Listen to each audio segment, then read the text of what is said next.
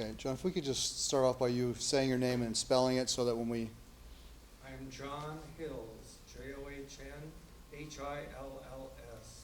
okay, great. Well, maybe let's just start off with when you moved to Michigan and what brought you here. I moved to Michigan in 1965 from Fort Wayne. I'm an ordained Episcopal priest. I had served parishes in Fort Wayne, and then I received a call to the Episcopal Church in Manistee, Michigan. And my wife and I and a 3-month-old child moved there in August of '65. And then what, you eventually made your way to sort of more West Michigan, and what period would that have been? Well, in the winter of '71, I came down and became rector of the Episcopal Church in Grand Haven, and I was there until 1986. At that time, I received a staff appointment as an assistant to the Episcopal Bishop in Kalamazoo, and I was there from '86 to '91, and then I did interim ministry in 2 parishes north of Chicago until the end of '93 when I retired. And my wife and I had built a house in West Olive in Ottawa County and lived there then. Now you said that, so you've been an ordained priest in the Episcopal Church for a long time.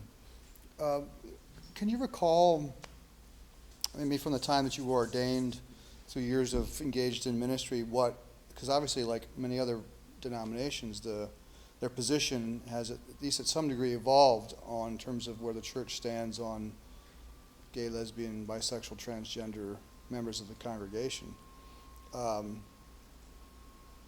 As an ordained minister, I mean, what do you remember in terms of what you were taught, what you sort of believed, what the hierarchy sort of deemed for you to believe about those issues? I was baptized and confirmed in the Episcopal Church when I was in the first year of graduate school, 1949-50. And I remember kind of being overwhelmed by what I understood to be the goodness of God in the process of becoming an Episcopalian. And that really related to my sense of discomfort at the fact that I was attracted to men. I didn't really understand what it was. I knew I was attracted, but I had no background for that. And therefore, when I came into the church, my understanding of what I was interested in, now I look back and realize it was the interest of a young gay man, was sinful and wrong. And so I kind of bought into the church's evaluation of myself as I understood it. And one of the reasons I valued becoming a member is it seemed to give me a way to deal with that, which I felt was positive. I met my wife in 1962 or 3. I sincerely fell in love with her. We married. We had 2 children within a short time. I thought, and I had been led to believe by a clergy of the church that the way to deal with my interest in men was to be married. And it worked for a while, but then that interest continued to assert itself and continued to assert itself for some 40 years. And I was running away from it. I denied it. I repressed it. I tried to deal with it through the sacraments, prayer, a self-discipline, et cetera, et cetera, et cetera. And it would work for a while, but then it would always come back into my mind and into my desires. So finally, I was in a situation in 2002, 2003, where my wife, who had Huntington's disease, was moving further into that, and it affected her thinking and her personality. And our 2 sons and I, and they were adults by that time, we were trying to understand what is happening to my wife, their mother.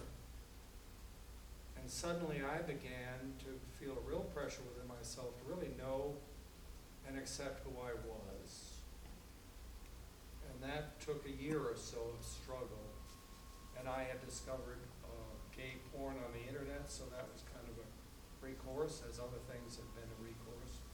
I never had any homosexual contact with anyone from the time I was about 12 or 13 with a cousin until I finally had homosexual activity with a gentleman in Grand Rapids in the year 2004. And it took one encounter for me to realize who I was. Hmm. And so I continued that. So when you finally realized this is who you were, how old were you, John? I was 76. 76, okay. Well, maybe I'm just wondering if you could talk a little bit about the other factors that made your decision when the realization that you had that you were a gay man, considering that you were married and had children, that you were an Episcopal priest and things. Could you speak about the factors that sort of maybe prolonged that realization for you, the social You pressures? mean prolong the delay to? Yes. Well, I was in a marriage and I had entered into it genuinely, and it was beneficial for me in many ways. After about 20 or 25 years, it began to be flat for me, emotionally and psychologically. And as a result, I was not the husband that my wife wanted and needed. So there was that side of it. But I didn't feel pressed until she was so sick, and it produced an inner dialogue in myself. I wasn't ready to step aside from that. And that certainly related to my work in the ministry, because I had lived a married life. I had counseled people for marriage. I had counseled people in marital difficulties. I had sincerely upheld the teaching of the Episcopal Church, which basically is that marriage is a lifelong union. Yes, marriages may break down, and the church increasingly was ready to try to work with people where they were without demanding that they meet some abstract criteria. There was the whole social setting. Lived in Grand Haven for many years, retired to that area, so there were people I knew and people who knew me. So in some ways I was, trying to preserve my self-image, I guess, or my image in the community. Mm-hmm. Increasingly, the Episcopal Church was liberalizing publicly and definitively its stand or its understanding of what it is to be gay, lesbian, or transgender, or bi, and to understand that and to support those people, not to treat them as outcasts. I remember being asked to preach at a parish in Muskegon the Sunday after Bishop Robinson of New Hampshire was consecrated. And I remember my sermons, one of the few that I was asked to print and did, in which I stated, let's not abandon ship because something is happening which is hard to understand. And in that sermon, I said, and I realized it inwardly, that the Episcopal Church, not as the only group, but as always in the last 100, 150 years, been on the cutting edge of some change, even though the cutting edge has meant alienating some members of that church. Mm-hmm. Other factors, just the labor of being honest with myself. I think that was the big inner labor. The other things are on the outside. Okay. Well, maybe on the flip side of that, can you maybe speak a little bit about how liberating it was for you to sort of finally come to this sort of realization? Well, it was so liberating that I could hardly keep my mouth shut. And a good friend who now is my partner said, "For God's sakes, don't tell your bishop." Well, I had always been upfront, or tried to be upfront with my bishop as chief pastor. So I went and told him, and I volunteered to tell him, and I made it very clear that I was happy as a clam. I knew coming out had affected my wife and sons and other people very radically, very grievously. But that was kind of inevitable, I guess. And I remember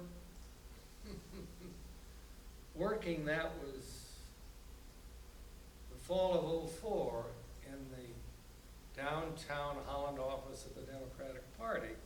And one morning the building wasn't open and I got there early, and there was another person who worked there, and we sat outside in the sunshine waiting for the building to open, and I told that person there was no need to, but I mean, I could hardly keep my mouth shut. And then gradually, with the help of people who were pretty candid, I came to realize that, you know, you don't drop a lot on people unless they ask questions and ask for it.